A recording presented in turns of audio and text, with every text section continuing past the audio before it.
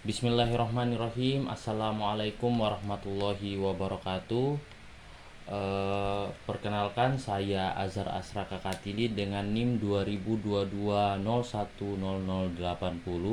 akan mempresentasikan proposal saya dengan judul Analisis Yuridis terhadap penyimpangan konsep negatif legislator Mahkamah Konstitusi dalam perspektif ultra vires. Yang terhormat dosen pembimbing 1 Dr. Femi Selaswati Farid SH MH MKN, dan yang saya hormati dosen pembimbing 2 M Aziz Zailani SH MH. Pada kesempatan kali ini saya akan langsung masuk sesuai dengan judul proposal saya, yaitu analisis yuridis terhadap penyimpangan konsep negatif legislator Mahkamah Konstitusi dalam perspektif ultra vires. Sebelumnya, ultra vires ini apa sih? Nah, ultra vires merupakan doktrin fundamental dalam hukum administrasi negara yang merujuk pada tindakan lembaga negara yang melampaui kewenangan konstitusionalnya. Dalam konteks Mahkamah Konstitusi Indonesia, konsep ini berkaitan erat dengan prinsip negatif legislator yang dikemukakan oleh Hans Kelsen, yang menegaskan bahwa Mahkamah Konstitusi hanya berwenang membatalkan norma inkonstitusional tanpa menciptakan norma baru sebagai pengganti.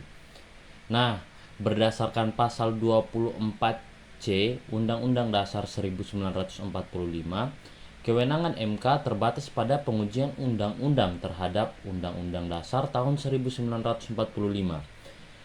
Untuk memutus sengketa kewenangan lembaga negara, ada memutus pembubaran partai politik dan memutus perselisihan pemilihan umum. Nah, pembatasan kewenangan ini dimaksud untuk menjaga keseimbangan kekuasaan dalam sistem trias politika. Namun dalam praktiknya terjadi fenomena judicial activism, di mana MK tidak hanya membatalkan norma tetapi juga merumuskan norma baru.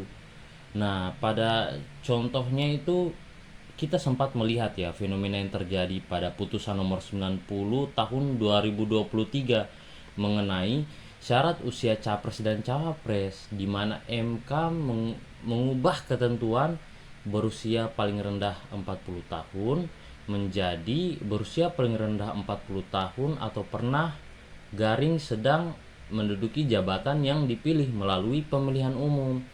Nah, di sini kita bisa lihat dalam putusan MK itu terjadi ultra vires atau melewati kewenangannya itu sendiri, dan negatif legislature yang seharusnya telah menjadi doktrin umum dalam Mahkamah Konstitusi itu juga dilewati, karena dalam negatif legislature itu kan ada dua prinsip ya, dimana yang pertama itu untuk mencabut atau menghilangkan undang-undang itu sendiri, dan yang kedua tidak membentuk undang-undang baru, karena tugas pembentukan undang-undang baru itu hanya dimiliki oleh Dewan Perwakilan Rakyat, harusnya seperti itu.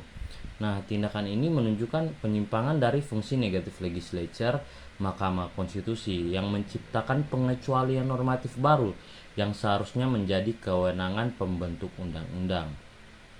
Nah, penyimpangan ini menimbulkan dampak serius terhadap sistem ketatanegaraan Indonesia. Yang pertama, terjadi pelanggaran terhadap prinsip pemisahan kekuasaan karena Mahkamah Konstitusi mengambil alih fungsi legislasi yang seharusnya berada di tangan DPR. Dan yang kedua, muncul ketidakpastian hukum karena praktik ini bertentangan dengan ketentuan pasal 57 ayat 2 Undang-Undang Nomor 7 Tahun 2020 tentang yang melarang MK itu merumuskan norma pengganti. Nah, karena negatif legislature ini sering dikemukakan oleh pendapat-pendapat pada saat itu, pada saat MK memutuskan putusan nomor 90 ini, sehingga saya tertarik untuk melakukan penelitian ini, karena saya berpikir bahwa mungkin konsep ini dibawa ketika ada kepentingan di dalam pemilu, akan tetapi dengan adanya konsep negatif legislature yang menjadi landasan utama MK, seharusnya dan semestinya itu menjadi landasan untuk putusan-putusan lain. Tapi mungkin pada putusan-putusan lain tidak ada kepentingan di dalamnya, sehingga tidak ada gejolak, dan konsep ini tidak dikemukakan oleh para ahli pada saat itu pemikiran saya. Nah, kita lanjut pada rumusan masalah. Rumusan masalah di sini ada dua, yaitu bagaimana bentuk penyimpangan konsep negatif legislator Mahkamah Konstitusi dalam sistem ketatanegaraan Indonesia, dan yang kedua, bagaimana bentuk penyimpangan konsep negatif legislator Mahkamah Konstitusi dalam sistem ketatanegaraan Indonesia.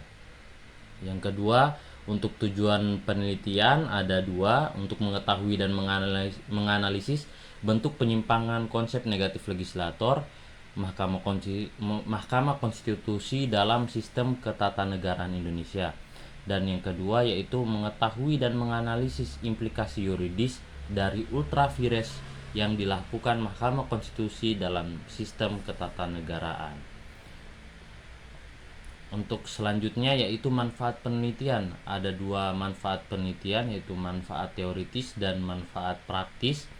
Yang pertama, manfaat teoritis, yaitu memberikan kontribusi akademis dalam perkembangan hukum tata negara, khususnya mengenai peran Mahkamah Konstitusi dan konsep negatif legislator. Dan yang kedua, menjadi referensi bagi penelitian lanjutan tentang pergeseran peran MK dan implikasinya. Dan ada juga manfaat praktis bagi lembaga yudikatif, memberi masukan kepada MK dalam memetakan batas kewenangan konstitusional agar tidak melampaui fungsi legislatif. Dan manfaat praktis yang kedua yaitu bagi sistem ketatanegaraan, berkontribusi dalam menjaga prinsip konstitusional dan keseimbangan kekuasaan. Oke, di sini ada 3 landasan teori yang saya pakai yang sangat relevan dengan judul saya, yaitu teori yang pertama, teori pengertian dari Mahkamah Konstitusi itu sendiri. Yang kedua, pengertian negatif legislator itu seperti apa, dan yang ketiga, konsep ultra vires. Oke. Yang pertama yaitu Mahkamah Konstitusi. Mahkamah Konstitusi ini dikonsepkan pertama kali oleh Hans Kelsen dalam Konstitusi Austria tahun 1920 sebagai lembaga independen yang menguji undang-undang agar selaras dengan konstitusi. Nah, di Indonesia sendiri, Mahkamah diperkenalkan melalui perubahan ketiga Undang-Undang Dasar 1945 pada tahun 2001 sebagai bagian reformasi ketatanegaraan pasca Orde Baru. Nah, berdasarkan pasal 24 ayat 2 Undang-Undang 1945 dan Undang-Undang Nomor 24 Tahun 2003 sebagaimana diubah dengan Undang-Undang Nomor 7 Tahun 2020, Mahkamah Konstitusi berfungsi sebagai guardian of the Constitution atau penjaga konstitusi, kira-kira seperti itu, yang berwenang menguji undang-undang terhadap undang-undang dasar, memutus sengketa kewenangan lembaga negara, pembubaran partai politik, dan perselisihan hasil pemilu. Nah, negatif legislator adalah konsep Hans Kelsen yang menggambarkan peran lembaga peradilan konstitusi yang berwenang membatalkan undang-undang inkonstitusional namun tidak berwenang untuk membuat undang-undang baru. Ini untuk landasan teori yang kedua, pengertian negatif legislator. Jadi konsep ini mengandung dua dimensi, yaitu yang pertama dimensi penghancuran. Nah, ini berupa kewenangan untuk membatalkan undang-undang yang inkonstitusional. Nah, dan yang kedua adalah dimensi untuk tidak menciptakan norma baru.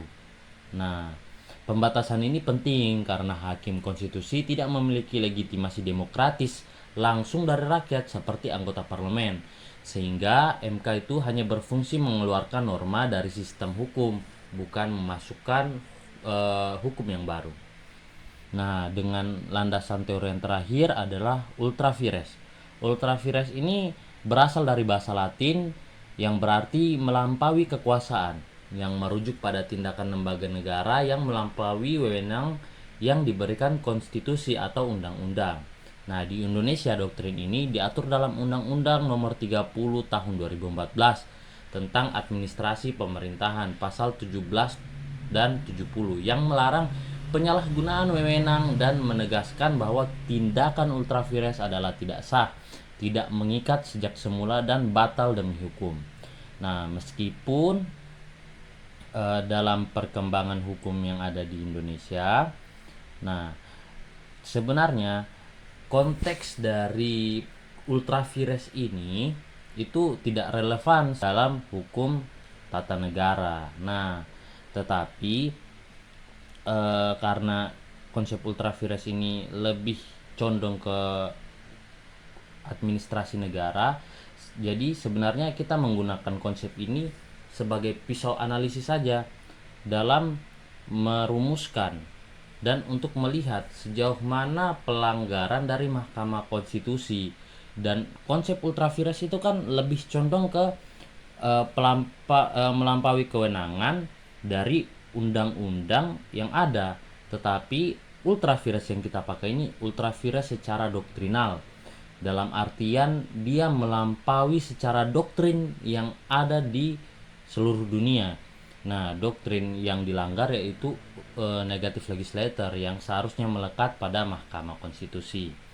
Nah, selanjutnya untuk metode penelitian ini menggunakan metode penelitian hukum normatif yang mengkaji bahan-bahan pustaka dan peraturan perundang-undangan untuk menemukan prinsip hukum guna menjawab isu penyimpangan konsep negatif legislator dalam putusan Mahkamah Konstitusi di Indonesia. Sumber dan bahan hukum terdiri dari bahan hukum primer berupa Undang-Undang Dasar 1945, Undang-Undang Nomor 24 Tahun 2003, dan putusan-putusan MK. Nah, bahan hukum sekunder berupa buku hukum, jurnal, dan artikel hukum, serta bahan hukum tersier berupa kamus dan ensiklopedia hukum. Pengumpulan bahan hukum dilakukan melalui studi kepustakaan. Jadi kita tidak melakukan studi lapangan, kita akan melihat dan mengkaji literatur dari perpustakaan, mulai dari database jurnal online dan website resmi dari lembaga negara. Analisis bahan hukum dilakukan secara kualitatif menggunakan metode interpretasi hukum yang meliputi penafsiran gramatikal, sistematis, historis, dan teleologis. Nah, penalaran logis diterapkan dengan pola deduktif, yaitu menerapkan prinsip umum dan doktrin negatif legislator pada kasus spesifik putusan MK, serta pola induktif menganalisis berbagai putusan MK untuk menarik kesimpulan tentang pola penyimpangan konsep negatif legislator. Nah, pendekatan deskriptif dan perspektif digunakan untuk menggambarkan fenomena penyimpangan dan implikasinya terhadap prinsip pemisahan kekuasaan, sekaligus memberikan rekomendasi normatif berupa batasan kewenangan Mahkamah Konstitusi dan perbaikan regulasi untuk mencegah penyimpangan kewenangan di masa mendatang.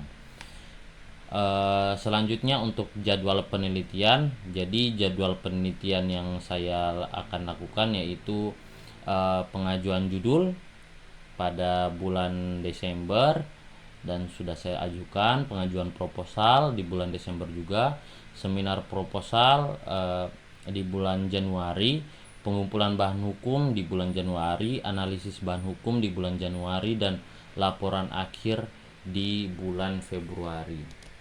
Ini untuk rencana dari jadwal penelitian saya.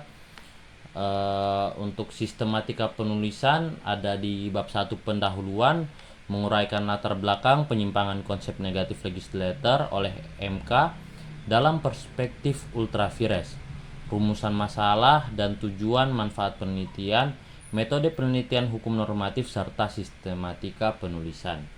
Bab 2 landasan teori, menyajikan 3 landasan teoritis yang tadi sudah saya bacakan, yaitu Mahkamah Konstitusi meliputi sejarah, kewenangan berdasarkan undang-undang, konsep negatif legislature, dan konsep ultravires sebagai pisau analisis hukum tata negara.